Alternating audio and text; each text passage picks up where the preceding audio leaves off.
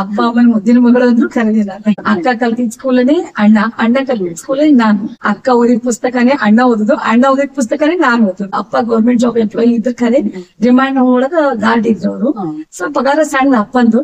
ಹಿಂಗಾಗಿ ಅಕ್ಕ ತಗೊಂಡಿದ್ ತಮ್ಮ ತಗೊಂಡಿದ್ ನಾ ಲವ್ ಮ್ಯಾರೇಜ್ ನ ಅರೇಂಜ್ ಮಾಡಿ ಮಾಡ್ಕೊಂಡ್ವಿ ನಾವು. ಅವಳ ಮದ್ವಿ ಬಂದಾಗ ನನ್ನ ಯಜಮಾನ್ರು ನನ್ ಗೆಳತಿಗೆ ಇಷ್ಟಪಟ್ಟಿದ್ರು. ಆಮೇಲೆ ಅವ್ರು ನನಗ್ ಪ್ರಪೋಸ್ ಮಾಡಿದ್ರು. ಗೆಳತಿದು ಹೋಗಿ ನಿಮ್ಗೆ ಬಂತು. ನಮಸ್ಕಾರ ಎಲ್ಲರಿಗೂ, welcome to Ananth Kannada cartoon. ನಾವು ಇವತ್ತ ಯಾರ ಮನೆಗ್ ಬಂದಿವಂದ್ರ ಮೇಘಾ ಧಾಬಡೆ ಅವ್ರ ಮನೆಗ್ ಬಂದಿವಿ. ಇವ್ರು ಟೀಚರ್ ಆಗಿ ವರ್ಕ್ ಮಾಡ್ತಾರ. ಬೆಸ್ಟ್ ಟೀಚರ್ ಅಂತ ಅವಾರ್ಡ್ ಕೂಡ ತಗೊಂಡಾರ.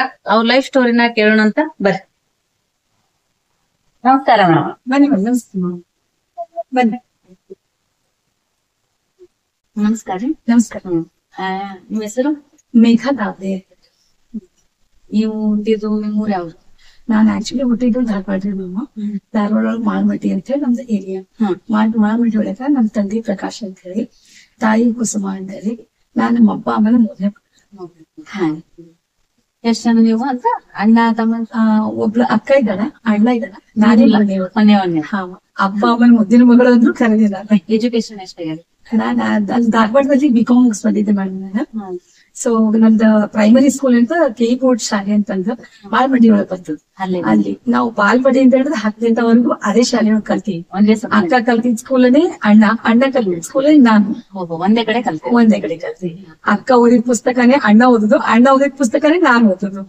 ಮತ್ತ ಆಮೇಲೆ ಹೆಂಗ್ ಬಡತನ ಶ್ರೀಮಂತಿಕೆ ಇತ್ತು? ಹೆಂಗ್ ಬಡತನ ಅಂತ ಹೇಳ್ಬೋದು. ಅಪ್ಪ ಗೌರ್ಮೆಂಟ್ ಜಾಬ್ ಎಂಪ್ಲಾಯಿ ಇದ್ರ ಕರೆ ರಿಮೈಂಡ್ ಒಳಗ ಗಾರ್ಡ್ ಇದ್ರು ಅವರು. ಸೊ ಪಗಾರ ಸಣ್ಣ ಅಪ್ಪಂದು. ಹಿಂಗಾಗಿ ಅಕ್ಕ ತಗೊಂಡಿದ್ ತಮ್ಮ ತಗೊಂಡಿದ್ ನಾನು. ಅವಾಗೆಲ್ಲ ಹಂಗೆ ಐತ್ರಿ. ಈಗಿನ ಹುಡುಗರು ಏನೋ ಒಂದ್ ಯೂಸ್ ಮಾಡಿದ್ ಇನ್ನೊಬ್ರು ಯೂಸ್ ಮಾಡಂಗಿಲ್ಲ. ಅವಾಗ ನಾವೆಲ್ಲ ಹಂಗೆ ಮಾಡ್ತಿದ್ವಲ್ಲ. ಮತ್ತೆ ನಮ್ ಕಂಪ್ಲೇಂಟ್ ಮಾಡ್ಲಿಕ್ಕೆ ಬರ್ತಿದ್ವಿ. ಅಮ್ಮ ಹೇಳಿದ್ದೆ ಕಡೆ ಇಲ್ಲ, ಆಕೆ ಮಾಡಿದ ನೀನ್ ತಗೋಬೇಕು, ಆಕೆ ಹಂಗಿರ ನೀ ಹಾಕೋಬೇಕು, ಆಕೆ ಓದ್ಬಿಟ್ಟ ಪುಸ್ತಕನ ನೀವ್ ಓದ್ಬೇಕು, ಆಕೆ ಆಡಿದ ಸೈಕಲ್ ನೀ ಆಡಬೇಕು. ನಮಗ್ ನಮ್ದೇ ಹೊಸದು ಅಂತ ಪ್ರಪಂಚನೇ ಗೊತ್ತಿಲ್ಲ. ಸೆಕೆಂಡ್ ಅಂತೂ ಏನು ಬರಂಗಿಲ್ಲ ಸ್ವಲ್ಪ ಅದ. ಆಮೇಲೆ ನಿಮ್ ಮ್ಯಾರೇಜ್ ಯಾವಾಗಾಯ್ತು ನಿಮ್ದು? ನನ್ ಮ್ಯಾರೇಜ್ 2006 ಅಲ್ಲಿ. 2005 ಬಿಕಾಮ್ ಗ್ರಾಜುಯೇಟ್ ಪಾಸ್ ಮಾಡಿದೆ. 2006 ಅಲ್ಲಿ ಮ್ಯಾರೇಜ್ ಫಿಕ್ಸ್ ಆಯ್ತು. ಡಿಗ್ರಿ ಮುಗಿದು ಒಂದ್ ವರ್ಷಕ್ಕೆ ನಾನು ಸ್ವಲ್ಪ ಜಾಬ್ ಮಾಡಿದೆ. ನನಗೆ ಅಲ್ಲಿ ಹಚ್ಚಿಕೆ ಸೆಂಟರ್ ಅಲ್ಲಿ ನಾನು ಕಸ್ಟಮರ್ ಕೇರ್ ಡಿಪಾರ್ಟ್ಮೆಂಟ್ ವರ್ಕ್ ಮಾಡ್ತಿದ್ದೆ. ನನಗೆ ಆಕ್ಚುಲಿ ಬೋಲ್ಡ್ ಬಹಳ ಇಷ್ಟ. ಸೊ ಅಪ್ಪ ಏನಂದ್ರು, ಇಲ್ಲ ಬಿಕಾಮ್ ಕಲ್ತಿ ಈಗ ಮದುವೆ ಮಾಡ್ತೀನಿ ಅಂದ್ರೆ, ಇಲ್ಲ ಅಪ್ಪ ನಾವ್ ಒಂದ್ ವರ್ಷ ಅಟ್ಲೀಸ್ಟ್ ನೌಕರಿ ಮಾಡ್ತೀನಿ, ಹೊರಗಿನ ಪ್ರಪಂಚ ಹೆಂಗದ ಅಂತ ಗೊತ್ತಾಗ್ಬೇಕಂದ್ರೆ. ಆಯ್ತು ಮಾಡುತ್ತೆ. 1 ವರ್ಷ ನನಗೆ ಅವಕಾಶ ಕೊಟ್ರು. ಅಲ್ಲಿ ಹಚ್ಚಿಕೆ ಸೆಂಟರ್ ಒಳಗೆ ವರ್ಕ್ ಮಾಡ್ತಿದ್ದೆ. ಸರ್ ನಿಮ್ದೇನ love marriage arrange marriage? Actually love marriage ನ ಅರೇಂಜ್ ಮಾಡಿ ಮಾಡ್ಕೊಂಡ್ವಿ ನಾವು. ಇವ್ರು ನನ್ ಸೋದರ ಮಾವನ್ ಮಗ ಇದ್ರು. ಸೊ ನಮ್ಮ ಅಕ್ಕನ ಮದ್ವಿ ಇಲ್ಲಿ ಬಿಜಾಪುರಲ್ಲಿ ಆಯ್ತು. ನಾವು ಅವ್ರದ್ದು ರಿಲೇಷನ್ ಅಲ್ಲಿ ಮ್ಯಾರೇಜ್ ಮಾಡಿತ್ತು. ಸೊ ನಮ್ ಸೋದರ ಮಾವ ಎಲ್ಲ ಏನಂದ್ರು, ಇಲ್ಲ ನಿಮ್ದು ಪಗಾರ ಅಷ್ಟಕ್ಕಷ್ಟ ಅದ. ಅಪ್ಪ ಅಂದ್ರು, ನೀವ್ ಅಲ್ಲಿ ಮಾಡಿದ್ರೆ ಮತ್ತೆ ಖರ್ಚು ಜಾಸ್ತಿ ಆಗ್ತದ, ನಾವೇ ಮಾಡ್ಕೊಡ್ತೀವಿ ಅಂತ ಈ ಬಿಜಾಪುರ ಮದ್ವಿ ಫಿಕ್ಸ್ ಮಾಡಿದ್ರೆ ಎಲ್ಲರೂ ಸೇರಿ. ಸೊ ಇಲ್ಲಿ ಗುಜರಾತ್ ಮಂಗಲ್ಕರ್ ಮದ್ವಿ ಇತ್ತು ಅವ್ರದ್ದು.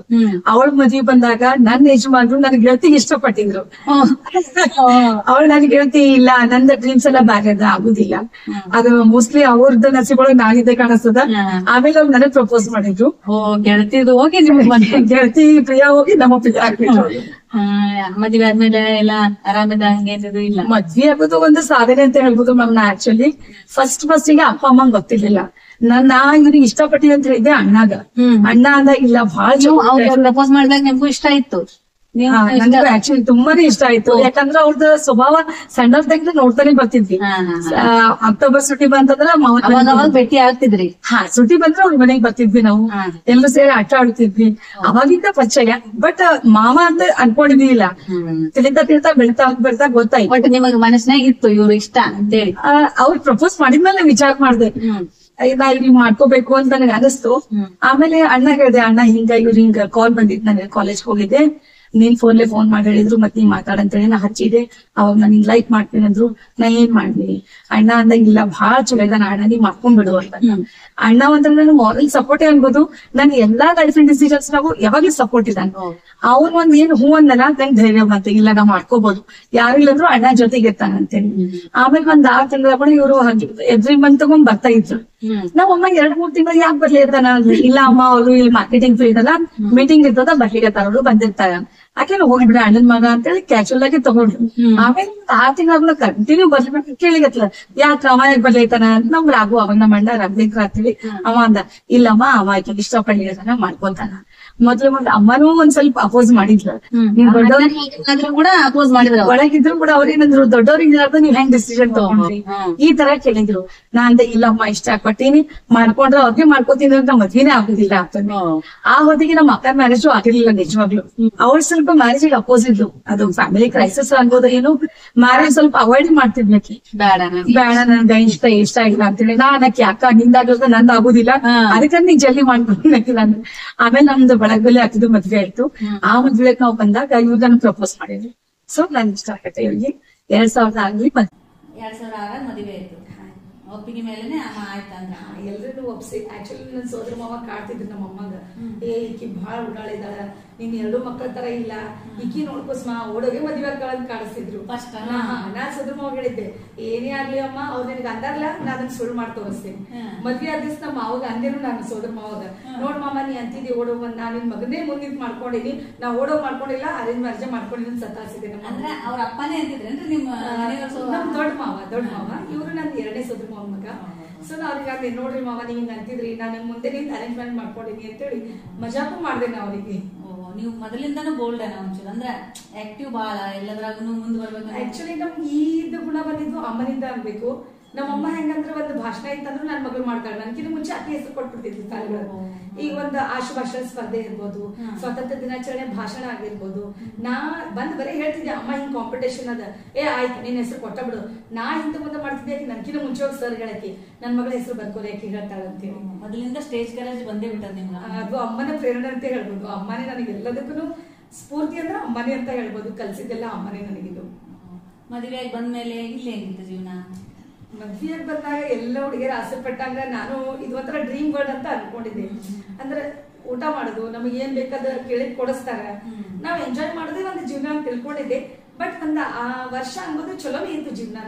ಎಲ್ಲಾ ಫ್ಯಾಮಿಲಿ ಮೆಂಬರ್ಸು ಚೆನ್ನಾಗಿದ್ರು, ಅತ್ತಿ ಮಾವ ಬಹಳ ಹೊಂದ್ಕೊಂಡ್ರು. ನನಗೆ ಆಕ್ಚುಲಿ ಬಕ್ರಿ ಬಿಟ್ರೆ ಏನು ಮಾಡ್ಲಿಕ್ಕೆ ಬರ್ತಿರ್ಲಿಲ್ಲ. ಸೊ ಬಕ್ರಿ ಬಂದೇ ಮಾಡ್ತಿದ್ದೆ. ಬಟ್ ನನ್ನ ಯಜಮಾನ್ರಿಗೆ ಚಪಾತಿ ಅಂದ್ರೆ ಬಹಳ ಇಷ್ಟ. ನಿಮಗೆ ಎಲ್ಲರಿಗೂ ಬಕ್ರಿ ಬರಂಗಿಲ್ಲ, ಆದ್ರೆ ನಿಮಗೆ ಬಕ್ರಿ ಬರ್ತದೆ ಬೇರೆ ಬರೋದಿಲ್ಲ. ಅವಾಗ ಅತ್ತಿ ಅಂದ್ರು, ನೋಡ್ವಾ ನಿಮಗೆ ಚಪಾತಿ ಇಷ್ಟ ಆಗ್ತಾವ, ಮತ್ ಚಪಾತಿ ಮಾಡ್ಬೇಕು ನೀ. ಆಯ್ತು ರೀತಿ ಮೊದ್ಲೇ ಒಂದ್ 2-3 ದಿವಸ ಆದ್ಮೇಲೆ ಚಪಾತಿ ಮಾಡ್ಲಿಕ್ಕೆ ನಿಂತೆ ನಾನು. ಚಪಾತಿ 1 ಮಾಡ್ದೆ 2 ಮಾಡ್ದೆ. ನಮ್ಮ ಮನೆಯವ್ರು ಸ್ವಲ್ಪ ಊಟ ಬಹಳ ಚಲೋ ರೀ. 7-8 ಚಪಾತಿ ಮಾಡಿದ್ರು ಅವ್ರಿಗೆ ಹೊಟ್ಟೆನ ತುಂಬಲಿಲ್ಲ. ನನಗೆ 7-8 ಚಪಾತಿ ಅಂದ್ರೆ ಕೈ ನೋಯಿಸ್ಬೇಕಂತ. ನಾ ಅಂದೆ ಅತ್ತಿ ಹಿಂಗ್ರಿ ಮತ್ ನನಗೆ ಅಷ್ಟು ಮಾಡ್ಬಿಡ, ಇಲ್ಲ ನಿಮ್ ಮಗ ಬಾಳೆ ತಿಂತಾರ. ನಮ್ಮ ಅತ್ತಿಗೆ ಅವತ್ತೇ ಸಿಟ್ಟು ಬಂದ್ಬಿಡ್ತಾರೆ, ನೀ ಅಡಿಗೆ ಮಾಡಿ ಹಾಕೋದ್ ಬೇಡವ ನನ್ ಮಗನಿಗೆ, ನಾನೇ ಮಾಡಿ ಹಾಕ್ತೀನಿ, ಆದ್ರೆ ನೀವ್ ಇಬ್ರು ಕೂತಿನ್ರಿ, ದಯವಿಟ್ಟು ನನ್ ಮಗ ತಿಂದಕ್ಕೆ ಅನ್ಲಿಕ್ಕೆ ಹೋಗ್ಬಾರ್ದು. ಅವತ್ತೇ ಫಸ್ಟ್ ಅವತ್ತೇ ಲಾಸ್ಟ್. ಅವ್ರು ಇರೋವರೆಗೂ ನನ್ಗೆ ಅಡಿಗೆ ಮಾಡಿಸ್ಕೊಡಿಲ್ಲ. ಅವ್ರಿಗೆ ಅಡಿಗೆ ಮಾಡಿದ್ರ. ನಮ್ಮ ಅತ್ತಿರು ಬಹಳ ಒಳ್ಳೆಯವ್ರು, ಬಹಳ ಚಂದ ಅಡಿಗೆ ಮಾಡ್ತಾರೆ. ಅಂದ್ರೆ ನಿಮ್ಮಮ್ಮ ಅನ್ಕೊಂಡಿದ್ರಲ್ಲ ಬಡವ್ರ ಇದ್ದಾನ ಅಂತ, ಅವಾಗ ನೀವು ಅಡ್ಜಸ್ಟ್ ಆದ್ರೆ ಆ ಬಡತನಕ? ಅವ್ರು ನನ್ ಮದ್ವಿಗಿನ ಮುಂಚೆನೆ ಹೇಳ್ಬಿಟ್ಟಿದ್ರು, ನಂದು ಹಿಂಗ ಕಮಿಟ್ಮೆಂಟ್ ಅದ, ನಾನ್ ನೀ ಅನ್ಕೊಂಡಂತ ಶ್ರೀಮಂತನೂ ಅಲ್ಲ, ಮಿಡಲ್ ಕ್ಲಾಸ್ ಫ್ಯಾಮಿಲಿಯಿಂದ ಬಂದೀನಿ, ನಂದು ಬಿಸ್ನೆಸ್ ಅದ, ಕೆಲವೊಂದ್ ಟೈಮ್ ಅಪ್ ಅಂಡ್ ಡೌನ್ ಆಗ್ತಿರ್ತಾವ, ಮತ್ ಸ್ವಲ್ಪ ನಂದು ಸಾಲನೂ ಅಷ್ಟೇ ಕಷ್ಟ, ನೀ ಎಲ್ಲದಕ್ಕೂ ಸ್ವಲ್ಪ 2 ವರ್ಷ ನನ್ ಕೋಆಪರೇಟ್ ಮಾಡ್ಬೇಕ, ಅವಾಗ ನಾವ್ ಇಬ್ರು ಕಂಡಂತ ಜೀವನ ನಮ್ಗೆ ಸಿಗ್ತದ ಅಂತ ಹೇಳಿದ್ರು. ನಾ ಅದನ್ನ ಎಕ್ಸೆಪ್ಟ್ ಮಾಡ್ಕೊಂಡೆ. ಅವ್ರ ಸತ್ಯ ಹೇಳೋ ಗುಣ ನನಗೆ ಬಹಳನೇ ಇಷ್ಟ. ಅವ್ರ ಮದ್ವಿಗಿನ ಮುಂಚೆನೆ ತಮ್ದೆಲ್ಲಾ ವೀಕ್ನೆಸ್ ಹೇಳಿದ್ರು, ನಂದು ಹಿಂಗ್ ಪ್ರಾಬ್ಲಮ್ ಅದ ಅಂತೇಳಿ. ನಾ ಅದನ್ನ ಎಕ್ಸೆಪ್ಟ್ ಮಾಡ್ಕೊಂಡು ಬಂದೆ. ಅವತ್ತಿಂದ ಇವತ್ತಿನ ಮಟ್ಟ ನಾವಿಬ್ರು ಏನೇ ಮಾಡ್ಲಿ ಜೋಡಿಯಾಗೆ ಮಾಡ್ತೀವಿ. ಯಾವುದೇ ಒಂದು ಸಣ್ಣ ಪುಟ್ಟ ನಿರ್ಧಾರ ಆದ್ರೂ ಅವ್ರು ನನಗೆ ಕೇಳಾದ್ರು ತಗೊಳ್ಳೋದಿಲ್ಲ, ನಾನ್ ಅವ್ರಿಗೆ ಹೇಳಿದ್ರೆ ಯಾವ್ದನ್ನು ಮಾಡೋದು ಇಲ್ಲ. ಸೊ ಇಬ್ರದ್ದು ಒಂದು ಒಳ್ಳೆ ಅಂಡರ್ಸ್ಟ್ಯಾಂಡಿಂಗ್ ಅನ್ಬೋದ್ರಿ ಮಾಮ. ಚೆನ್ನಾಗ್ ಹೊಂಟದ ಜೀವನ. ಮೇನ್ ಇದು ಬೇಕು ನೋಡ್ರಿ, ಅಂಡರ್ಸ್ಟ್ಯಾಂಡಿಂಗ್ ಅಂದ್ರೆ. ಆಮೇಲೆ ಮದುವೆ ಆದ್ಮೇಲೆ ಏನ್ ಜಾಬ್ ಮಾಡ್ತಿದ್ರಿ ನೀವು? ನನ್ ಮದ್ವೆ ಮೇ 14, 2006 ಆಯ್ತ್ರಿ ಮಾಮ. ಸಾರಿ ಮೇ 14 ಆಯ್ತು ಮ್ಯಾರೇಜು. ಸೊ ಮೇ 21 ಮದುವೆಗಾಗಿ 7 ದಿವಸ ಜಸ್ಟ್ ನಾ ಮನೆಯೊಳಗೆ ಇದ್ದಿದ್ದು. 21ನೇ ತಾರೀಕು ನಮ್ಮ ನಿಗಡಿಯವ್ರು ಏನ್ ಮಾಡಿದ್ರು, ಮೇಗ ಖಾಲಿ ಕೂತ್ ಏನ್ ಮಾಡ್ತೀನಿ, ನಾವೆಲ್ಲ ಹೋಗೋರು. ಆಕಿನೂ ಟೀಚರ್ ಇದ್ದಾಳ್ರಿ ಮಾಮ.